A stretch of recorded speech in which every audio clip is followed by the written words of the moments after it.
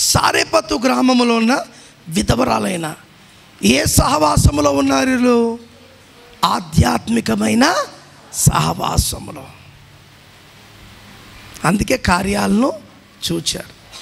అట్లా లేరనుకో, నీకేంటికి వెళ్ళి అప్పం ఫో అంటే అదే ఆఖరి అప్పం. అవును, అవునా? నేను ఎందుకు ఇవ్వాల వల అంటే పేతురు మరలా బైబిల్లో కనపడేవాడు కాడు. అందుకే వినుట వలన ఎవరి మాట? పేతురు విన్నాడు, సారెపతు గ్రామంలో ఉన్న విధవరాలు వినింది.